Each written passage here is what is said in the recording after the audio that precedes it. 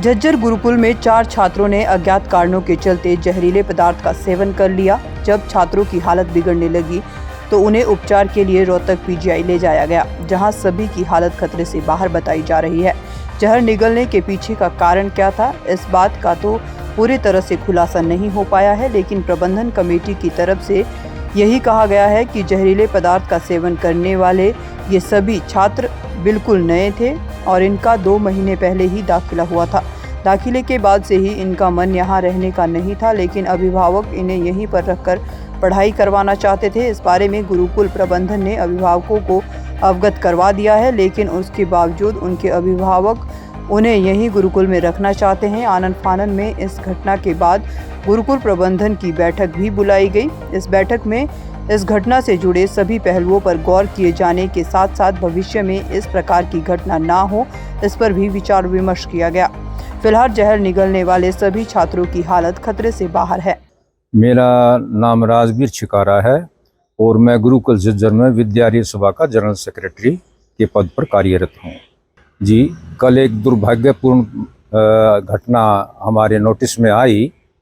उसका जो निचोड़ है वो ये है कि ये चारों के चारों लड़के फ्रेशर हैं। इनके 2 महीने पहले ही प्रवेश गुरुकुल में हुआ है और 3 लड़कों का 9th क्लास में, एक का शायद किसी और क्लास में प्रवेश हुआ है। ये जो घटना इन्होंने की है परसों, इससे पहले भी ये 3 बार भाग चुके हैं। भागने के बाद घर वाले फिर वापस छोड़ के इनको हमारे पास गए हैं। हमने घर वालों से काफ़ी कहा, रिक्वेस्ट करी कि भाई इन बच्चों को ले जाओ, ये रुकने वाले नहीं। एक ढागरला गांव की विडो टाइप लड़की महिला है, वो कहती है कि जी मैं कहाँ लेके जाऊँ, इसका बाप तो मुझे वैसे ही छोड़ कर चला गया, आप यहाँ इसको पढ़ा लो, रख लो। तो उनकी रिक्वेस्ट कर इन बच्चों को फिर यहाँ पर रख लिया। तो पता ना, ये हम उसका खोजबीन कर रहे हैं कि इन बच्चों ने इस तरह की ये जो टेबलेट्स जो गेहूं में डालने वाली सल्फास की है, इन्होंने कहाँ से अवेलेबल कराई, इन्होंने कहाँ से इस चीज़ को प्राप्त किया। तो ये हमने इस वजह से आज अपनी आपातकालीन बैठक बुलाई हुई है और इस आपातकालीन बैठक में अगर हमारे पास कोई सुरक्षा व्यवस्था में कोई कमी है तो उसमें भी सुधार किया जाएगा और ये क्यों हुई घटना, इस पर हमारे विचार विमर्श है और एक कमेटी का भी गठन कर दिया है जो हमें विचार से है। हाल फिलहाल में कितने बच्चे हैं गुरुकुल में? नियर अबाउट 150 के करीब बच्चे हैं। मतलब इस तरह की आगे कोई घटना ना हो उसके लिए आप तैयार रहें? हाँ, इसके लिए ही आज ये आपातकालीन बैठक बुलाई है कि इस तरह के आगे कोई इस तरह की कोई घटना ना हो।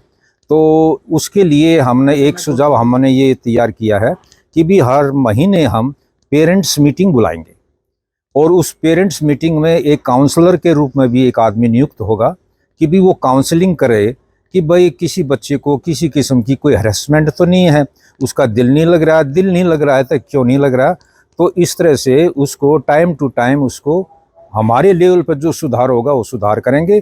पेरेंट्स से उसमें कोऑपरेट की हम अपेक्षा करेंगे।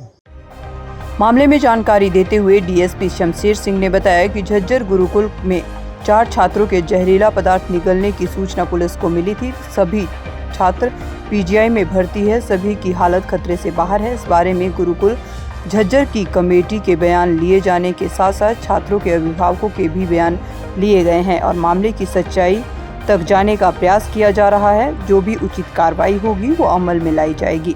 ये गुरुकुल झज्जर में हमारे पास जो परसों एक इन्फॉर्मेशन प्राप्त हुई थी सिविल हॉस्पिटल झज्जर से, जिस पर हमारे जो एसएचओ हैं, आईओ हैं, वहाँ जा कर के प्रीमा फेसाई इंक्वायरी की, जो पीजीआई रेफ़र कर दिए गए थे। पीजीआई में जा कर के और उनके पेरेंट्स को बुला करके उनकी स्टेटमेंट रिकॉर्ड की गई, जिन्होंने बतलाया कि पढ़ाई के कुछ विषय को लेकर के कोई जहरीला पदार्थ का जो है ना सेवन कर लिया था, जो तीनों सेफ हैं और ठीक हैं और इस संबंध में जो हमारे द्वारा जो कार्रवाई बनती थी रपट दर्ज की गई है।